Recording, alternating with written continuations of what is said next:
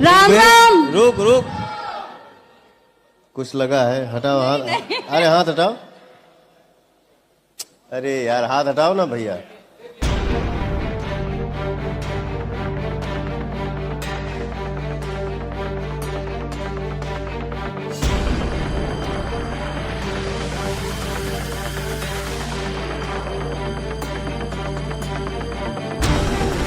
राम राम जी, मुझे आप लोगों से बहुत ज़रूरी बात करनी है क्योंकि मैं 2 दिन से बहुत ज़्यादा परेशान हूँ क्योंकि कंटिन्यू मेरे पास डीएम आ रहे हैं कि ये जो लखनऊ वाला इंसिडेंट हुआ, इसमें मैंने कुछ बोला क्यों नहीं, एक्शन क्यों नहीं लिया, थप्पड़ क्यों नहीं मारा।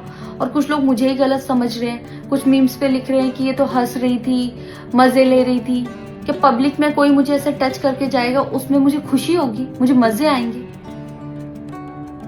सारी बात ये थी कि जब इनका सॉन्ग के लिए मेरे पास कॉल आया तो मैंने सारी चीज़ें क्लियर कर ली थी कि इसमें ऐसा वैसा कॉस्ट्यूम तो नहीं है, कोई डबल मीनिंग लाइन तो नहीं है और इसमें ऐसा वैसा सीन तो नहीं है। और मैं शूट पर गई, शूट पे सब कुछ नॉर्मल था, मुझे कोई प्रॉब्लम नहीं हुई। जब इन्होंने मुझे लखनऊ के इवेंट के लिए बोला तो मैंने हाँ बोल दिया क्योंकि मुझे शूट पर भी कोई प्रॉब्लम नहीं हुई थी। और जब मैं लखनऊ में गई, मैं स्टेज पर थी, मैं पब्लिक से बात कर रही थी, पवन सिंह जी ने मुझे बोला कि इधर कुछ लगा हुआ है। उससे थोड़ी देर पहले ही मेरी ड्रेस वो न्यू थी, साड़ी में नीचे टैग लगा रह गया था, तो मेरे दिमाग में आया कि शायद ब्लाउज का भी टैग लटक रहा होगा।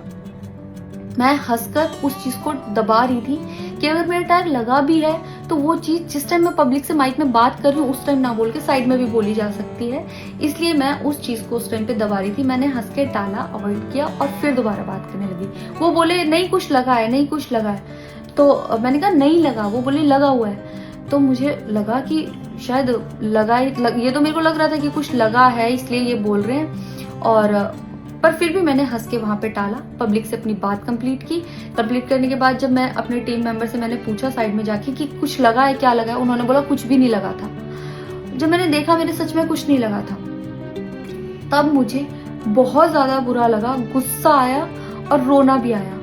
लेकिन मुझे ये नहीं समझ आया कि मैं अब क्या करूं यहाँ पर, क्योंकि जहां मैं गई थी लखनऊ में, पवन सिंह जी खुद भी वहीं के रहने वाले हैं, उसी जगह पर इवेंट था। जितना वो क्राउड था वो सारा उनका फैन बेस था। उनको भगवान बोल रहे थे और भक्त बोल बोल के उनके पैरों में गिर रहे थे। वो उनका फैन बेस था, क्राउड था। तो मुझे समझ नहीं आया कि मैं क्या करूं। अगर मैं कुछ भी बोलती तो क्या वो लोग मुझे सपोर्ट करते? मेरे साथ कुल 3-4 बंदे यहाँ से गए थे, तो वहां जितना क्राउड था क्या वो लोग मेरा साथ देता? मैंने सोचा मैं बैक स्टेज जाके बात करूंगी। इतनी देर में थोड़ी देर रील्स बन के अचानक से वो उतर के चले गए बीच में इवेंट के। थोड़ी देर मैंने रील बनाई, अनाउंस ये किया गया कि अभी इवेंट दोबारा स्टार्ट होगा। डिनर के लिए अनाउंस कर दिया गया, मैं भी उतर के चली गई और इवेंट वहां पे खत्म हो चुका था। अनाउंस किया गया था सिर्फ कि दोबारा होगा। नेक्स्ट जब मैं घर आई तो मैंने देखा ये बहुत बड़ा मैटर बन चुका था। मैंने उन लोगों से कांटेक्ट करने की कोशिश की, किसी ने मेरा फोन पिक नहीं किया, ना ही उन लोगों ने फोन करके मुझसे हालचाल पूछा कि परेशान हो या कुछ भी, नहीं, कोई हालचाल नहीं लिया। मैं पोस्ट करना चाहती थी, जो लोग लिख रहे थे कि मजे आए या हंस रही है, मैं रिप्लाई में पोस्ट करना चाहती थी। मेरे को किसी का कॉल आया था कि पवन सिंह की पीआर टीम बहुत स्ट्रांग है और कुछ भी ऐसा वैसा मत लिखना और ना पोस्ट करना, क्योंकि वो लोग अगर कुछ लिखेंगे ना बहुत कुछ उल्टा लिख देंगे तुम्हारे लिए और बहुत कुछ कहेंगे और बहुत बड़ा मैटर बन जाएगा। अभी जितना परेशान हो उससे ज़्यादा परेशान हो जाओगी, तो छोड़ो। मैंने ये सोच के इस चीज़ को अवॉइड किया। मुझे लगा 1-2 दिन में मैटर थोड़ा ठंडा हो जाएगा, कोई बात नहीं।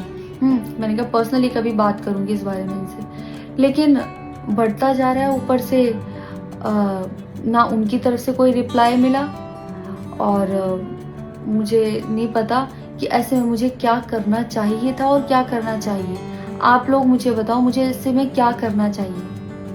मैं बिल्कुल भी सपोर्ट नहीं करती कि हाँ ये चीज़ नॉर्मल है या इसको नॉर्मल समझूं। किसी भी लड़की को उसके बिना परमिशन के टच करना ही पहली बात बहुत गलत है, और फिर इस तरीके से टच करना तो हद से ज़्यादा गलत है। यही सेम चीज़ अगर हरियाणा में हुई होती ना तो मुझे जवाब देने की ज़रूरत नहीं पड़ती, यहाँ की पब्लिक अपने आप जवाब दे देती, यहाँ की ऑडियंस फुल सपोर्ट करती और जवाब देती। लेकिन मैं उनकी जगह पर थी, वो यहाँ पे नहीं थे। इससे मुझे ये लेसन मिला है कि मैं भोजपुरी इंडस्ट्री में अब काम नहीं करूँगी। आर्टिस्ट हूँ तो नई नई चीज़ें ट्राई करने का मन करता है कि ये भी ट्राई करूँ, ये भी ट्राई करूँ, ये भी ट्राई करूँ। कुछ भी अलग सा आता है तो करने का मन करता है कि कुछ अलग होगा, कुछ नया ट्राई करती हूँ। और वो भी पवन सिंह जैसे सीनियर आर्टिस्ट के साथ कोलैबोरेशन थी, तो हुआ कि हाँ कर लेती हूँ। होता है, अगर वो भी नहीं होते तब भी अगर कोई मेरे पास मराठी का भी प्रोजेक्ट आता तो मैं सोचती कि हाँ कुछ चेंज होगा, कुछ नया सीखने को मिलेगा, ट्राई करती हूँ। पर ये भोजपुरी में काम करने के मेरे साइड इफेक्ट थे जो मेरे साथ हुए। मैं अपने परिवार में, अपने हरियाणा में खुश हूँ, मुझे नहीं करना काम भोजपुरी में। पर आप लोग मुझे ज़रूर बताना कि इस सिचुएशन में अगर आप होते और आप वहाँ पर होते तो आप उस टाइम पर क्या करते और मेरी गलती कहाँ है। जय श्री राम।